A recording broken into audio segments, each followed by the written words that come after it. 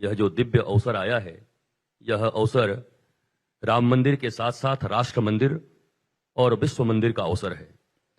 ये वादे वादे जायते बोध हमारे यहां पर है। वाद से हमारा काम बनता है, शास्त्र बनते हैं। इसलिए अगर कोई वाद करे तो उसमें बहुत ज्यादा ऑफेंसिव होने की जरूरत नहीं है।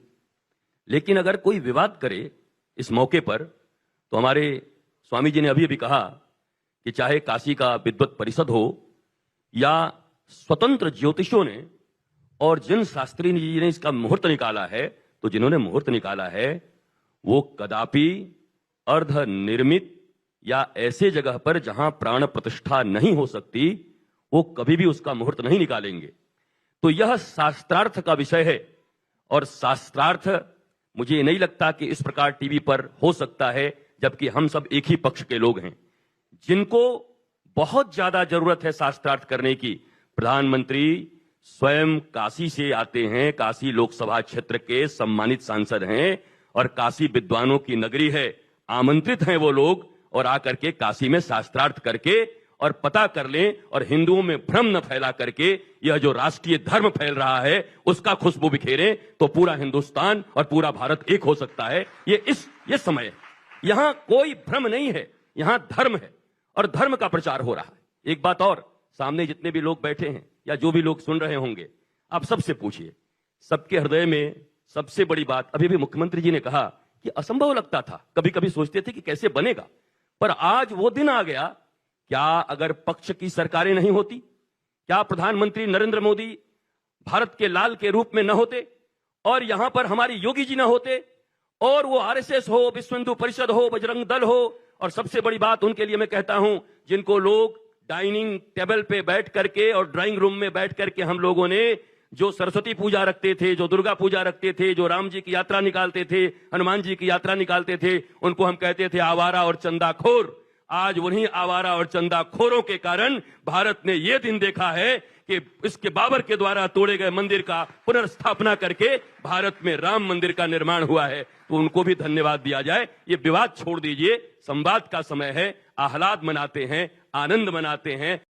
देखिए, मैं ये कहूँगा, शंकराचार्य जी को सम्मान करते हैं हम, उनका अपना अपना अभिमत होगा। आगम तो एक ने, हम भी सब, मैं अपना सीना थान के बोल सकता हूँ, मैंने भी सभी आगम देखा है। 64 आगम शाक्तागम है, 108 वैष्णव आगम है, 28 शैवागम है, हमने भी सब देखा। श्रोत्रियम ब्रह्मनिष्ठ होना चाहिए, ब्रह्मनिष्ठ और श्रोत्रिय ही गुरु हो सकते हैं, और ये सारे लक्षण हम देख सकते हैं अपने। मैं ये कह रहा हूँ, ये सब के मैं दावा के साथ कह रहा हूँ कि मुहूर्त का कोई गड़बड़ी नहीं है, प्राण प्रतिष्ठा कर सकते हैं। यदि उनका कुछ अभिमत अलग है तो वो ठीक है, उसको सम्मान करते हैं, मगर जनता में उत्साह है और लोग चाहते, जब इसका फैसला आ गया उसी वक्त लोगों में ऐसा उत्साह उमड़ा उत्सव मनाने का। अब हमारे प्रधानमंत्री जी ने उसको थाम के रखा 4 साल तक, अभी थोड़ा रुक जाओ, थोड़ा मंदिर बन जाए, फिर उत्सव बनाएंगे। इस बात से कि किसी को भी ठेस ना लगे, सब आनंदित अनुभव करे, ये उद्देश्य से हो रहा है काम, और इसमें सबका सहयोग आवश्यक है। जो त्रुटि है वो हम सारे आचार्य गुरु जो समर्थ है वो उसको निवारण कर सकते हैं। एक तो कुछ तो पद से गुरु बनते हैं, कुछ सामर्थ्य से गुरु बनते हैं, तपस्या से और अपने साधना से गुरु बनते हैं और सामर्थ्य से बनते हैं। और गुरु में ये सामर्थ्य होता है कि दो शास्त्र के अनुसार यही है। गर्भगृह में राम जी, गर्भगृह का मंदिर पूरा हो गया, इससे भगवान स्थापित हो रहे हैं, अब ऊपर बनता रहेगा। और पुनर्वसु नक्षत्र भी है, त्रेता की छाया है, बहुत उचित है। और प्रधानमंत्री उसके लिए केवल दुग्ध आहार कर रहे हैं, अन्न नहीं लेंगे, 11 दिन तक वो अन्न नहीं ले रहे हैं। क्या ऐसा कोई प्रधानमंत्री देखा आपने? सोचिए। लेकिन सवाल तो बहुत सारे उठाए जा रहे हैं, अन्य पार्टी बात ऐसी है, राजनीति कर रहे हैं जिनको चुनाव जीतने नहीं, जिनको कुछ करना ना हो तो करेंगे ही करेंगे। प्रश्न कहते हैं ना, खिसियानी बिल्ली कम्मे को नोचे, उनको कुछ करना नहीं है। जब अच्छा कार्य हो रहा है तो प्रश्न उठा रहे हैं। और चुनाव जीतने के लिए करे कौन बड़ा पाप करे? इतना बड़ा काम तुमने किया है क्या? 60 वर्ष तुम्हारे पास भारत रहा, क्या किया तुमने? अब भारत 5वीं अर्थव्यवस्था हो गया, अब धीरे धीरे तीसरी होगा, अब फिर आपसे समझना चाहूंगी, शास्त्र क्या कहता है? जो नियम हो रहे हैं, जो पूजा पाठ की विधि हो रही बिल्कुल है, शास्त्र के अनुसार हम ही लोगों ने तय किया है, शास्त्र के अनुसार है, शास्त्र के अनुसार है सब कुछ भी नहीं शास्त्र से विरुद्ध है। पौष मास है पर मकर संक्रांति के सूर्य है, सौर मास मकर का है और द्वादशी तिथि है, शुक्ल पक्ष, पुनर्वसु नक्षत्र है, उसमें त्रेता की छाया आ रही है, उसी समय भगवान राम गर्भगृह में विराजमान हो जाएंगे, रामलला जी। मर्यादाएं होती हैं, कहाँ रहना, कैसे रहना, ये तो एक अखाड़ा है ना। वो आज ही नहीं, राम जन्मभूमि का आंदोलन जब से चला है तब से वो अपने मर्यादाओं में ही रहे हैं जी। तो हर व्यवहार में वो अपने मर्यादा में रहते हैं और वहां पर हजारों की भीड़ जुड़ेगी, उनकी व्यवस्था, उनका प्रोटोकॉल एक बड़ी कठिन समस्या है जी। धर्म के क्षेत्र से, शास्त्र की दृष्टि से, इसलिए उनका अपना स्थान जहां है वहां रहेंगे। लेकिन उन्होंने कहा है कि ये जो पूरी प्राण प्रतिष्ठा वगैरह कार्यक्रम हो रहा है ये शास्त्र सम्मत और धर्म सम्मत नहीं हो रहा है, क्या ऐसा है वास्तव में? नहीं, ऐसा बिल्कुल नहीं है, रत्ती भर नहीं है, किंचित मात्र नहीं है, एक पैसा भर नहीं है, समुद्र की एक बूंद के बराबर भी कुछ नहीं। फिर शंकराचार्य जी जैसे विद्वान ने ये क्यों कहा है? हम कह रहे हैं, शंकराचार्य कह रहे तो हम भी तो कह रहे हैं, हम भी तो ये कह रहे हैं। संतों में ये विरोधाभास क्यों आ रहा है? कहीं विरोधाभास नहीं है, कहीं विरोधाभास नहीं है, कोई विरोधाभास नहीं है, किंचित मात्र। जिन्होंने मुहूर्त निकाला है वो कोई अंगूठा छाप नहीं है। आप मुहूर्त में दोष बताइए ना कि ये दोष है, मुहूर्त में आपको दोष बताना पड़ेगा। बिरला मंदिर का काम अभी भी दिल्ली में चल रहा है, तो क्या वो अधूरे में उद्घाटन हो गया? अधूरे में उद्घाटन नहीं हुआ। जहां पर भगवान विराजमान होंगे वहां हमने उतना बना लिया जितनी की हमें आवश्यकता थी। अब भव्यता, दिव्यता, बृहदता, ये तो कोई जादू की छड़ी है क्या? हम भगवान को विराजमान हमने कर दिया, अब हम उसमें सोने के बरक लगाते रहें, ये तो जनता के ऊपर निर्भर करता है। और अभी क्या, अभी कुछ हुआ है क्या? कम से कम 10 वर्ष लगेंगे। तो इतनी जल्दी क्यों किया जा रहा है प्राण प्रतिष्ठा में? क्या इसको बीजेपी? जल्दी नहीं है, कितने वर्ष हो गए हैं, 500 वर्ष से इंतजार है हिंदू समाज को। जल्दी कैसे, कहां जल्दी है बताओ? बिल्कुल जल्दी नहीं है, कतई जल्दी नहीं है। 500 वर्ष तक खून खराबा हुआ है, राजाओं ने, संतों ने, राम भक्तों ने अपना रक्त दिया है वहां। जल्दी करें आप? कोई जल्दी नहीं, कतई जल्दी नहीं है, और कहीं जल्दी नहीं है। और हम तो कहते और पहले होना जल्दी। अरे चबूतरे, छोटा सा चबूतरा टाट में बैठे, ये हिंदू समाज के लिए कलंक नहीं है क्या? ये हिंदू समाज के लिए कलंक है। हम तो अपने राम जी को जल्दी से जल्दी बैठाने की कोशिश करेंगे। माहौल बनाया जा रहा है बीजेपी द्वारा, तो क्या इसको ऐसा लगता है कि इसको बीजेपी ने अपना राम मंदिर को चुनावी मुद्दा बना लिया? हाँ बिल्कुल बना लिया है, खूब बनाएंगे। तो संत लोग की क्या भूमिका रहेगी? हम कह रहे हैं हम बीजेपी के साथ है, चुनावी मुद्दा बनना चाहिए। जब मस्जिद के नाम से मुसलमानों को इकट्ठा किया जाता है उनके वोट के लिए, तो राम जी के नाम पर क्यों नहीं होना चाहिए? खूब होना चाहिए, जबरदस्ती बनाएंगे। जब आडवाणी जी ने यात्रा निकाली थी तब पूरी जनता ने या कांग्रेस पार्टी ने या विरोधी दलों ने ये क्यों नहीं कहा कि इसको चुनावी मुद्दा क्यों बनाया जा रहा है? वो बना लेते ना। बात हमारी समझ में आ रही कि नहीं आ रही?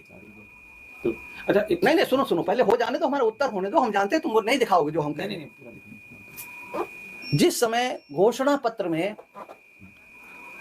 बीजेपी लेकर के आई थी, उस समय पूरे देश की पार्टियों को यह विरोध करना चाहिए था। ये राम जन्मभूमि का धर्म का मामला है, इसमें राजनीतिक पार्टियों को नहीं पढ़ना चाहिए। तुम मस्जिद के नाम पर राजनीति कर रहे हो, उसको हम स्वीकार कर लें। ढांचे, हमारे खंबे, राम जन्मभूमि के मंदिर के जो खंबे हैं उनके ऊपर वो ढांचा खड़ा हुआ था, है ना? अच्छा, आपको भी आमंत्रण मिला होगा? आप मिला, बिल्कुल। लेकिन कुछ संत जो कह रहे हैं, कुछ पार्टियां कह रही कि वो इस कार्यक्रम में आमंत्रण मिलेगा तो भी नहीं जाएंगे। अच्छा है, उनके खानदान के लोग पहले नहीं कभी गए होंगे, बाप दादे नहीं गए होंगे, तो वो भी नहीं जाएंगे। वो अपने बाप दादों के अनुसार चल रहे हैं। जैसे उनके बाप दादे चले वैसे उनकी संतान चले, इसमें बुरा क्या है? आपको पता होना चाहिए कि टाट में बैठे थे रामलला, टाट में बैठे थे ना, कोई ऐसा दिन हुआ जहां 5,000, 10,000, 15,000, 20,000 लोग पर डे न गए हों, तो वो जाएंगे। जो 92 से लेकर के अभी तक कितने साल हो गए बता सकता कोई?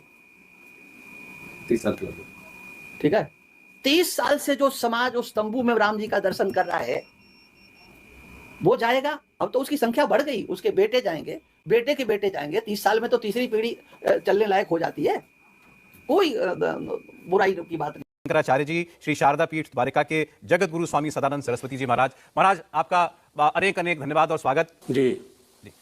महाराज जी, पहले तो मैं सबसे पहले आपको देखने वाले तमाम दर्शकों के लिए पूछना चाहता हूं कि जो 22 तारीख का अयोध्या में कार्यक्रम हो रहा है उसको लेकर के आपकी विचार क्या है?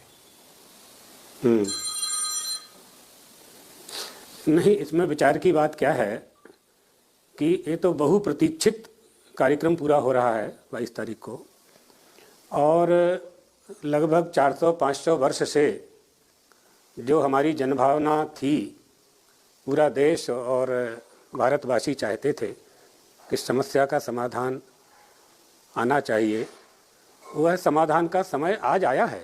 तो ये प्रसन्नता का विषय है और सभी प्रसन्न हैं। यहाँ कहीं भी कोई संदेह करने की आवश्यकता किसी को नहीं है। राजनीति की बात अलग है, लेकिन ये धार्मिक कार्यक्रम है और राम जन्मभूमि तीर्थ न्यास द्वारा आयोजित कार्यक्रम है, और राम जन्मभूमि तीर्थ न्यास एक धार्मिक न्यास है। तो उनके द्वारा आयोजित इस कार्यक्रम में सभी सनातन धर्मावलंबियों को, हिंदू धर्मावलंबियों को या राम भक्तों को, राम भक्त शब्द सही है, जो भी हो, राम भक्तों को शामिल होना चाहिए, यही हमारा संदेश है। महाराज जी, लेकिन आपने ये प्रचार तो देखा ही होगा, तमाम राजनीतिक दल विरोध जो विपक्ष में है इस वक्त, खास करके वो ये कह रहे हैं कि हमारे शंकराचार्यों का अपमान हो रहा है, शंकराचार्य नहीं जा रहे हैं तो हम भी नहीं जाएंगे। मतलब आप लोगों का एक किस्म से बहाना लेकर के राजनीति की जा रही है। उनको जाना नहीं है, इसलिए हमारी आड़ ले रहे हैं। और जहाँ विघ्न की बात है तो जिन परमात्मा श्री राम की प्रतिष्ठा राम जन्मभूमि में की जा रही है, उन्हीं परमात्मा श्री राम के रामचरितमानस में उपदेश है, छोरत ग्रंथि जानी खगराया, विघ्न अनेक करहि तब माया। अनेक विघ्न आते हैं, इन विघ्नों को पार करते करते हम यहाँ तक पहुँच गए। सैकड़ों वर्ष तक हमारा देश परतंत्र रहा। तमाम लोगों ने, विधर्मियों ने हमारे ऊपर शासन किया, अंग्रेजों का शासन भी रहा। आज तो भारतवासियों का शासन है 75 साल से। तो सारे विघ्न दूर हो रहे हैं और जो नहीं हुए हैं वो भी हो जाएंगे, इसलिए चिंता करने की आवश्यकता नहीं है। ये कार्यक्रम निश्चित रूप से हमारी देश की प्रतिष्ठा में गौरव प्रदान करेगा, यही हमारी मंगल कामना है। पीठों के शंकराचार्य, देखिए, किसी भी कार्यक्रम का हमारे द्वारा कोई विरोध नहीं किया गया है।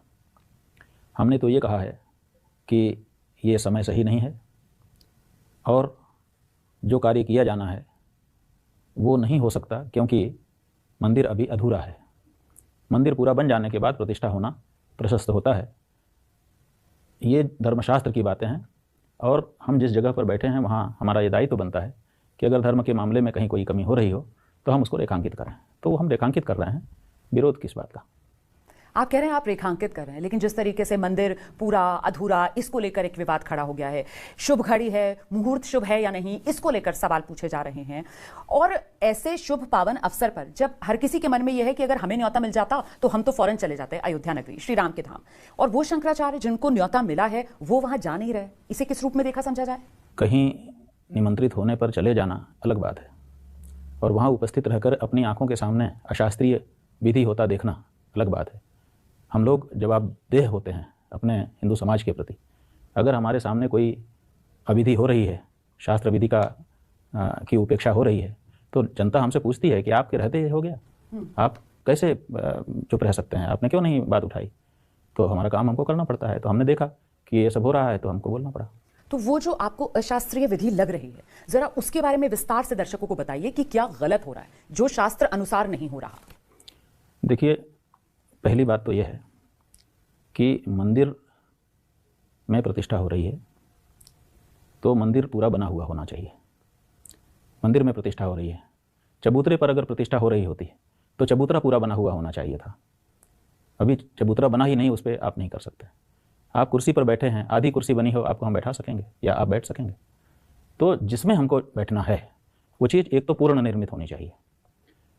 कुछ लोगों को समझ में नहीं आती है बात, क्योंकि शास्त्रों का अध्ययन नहीं है उनका।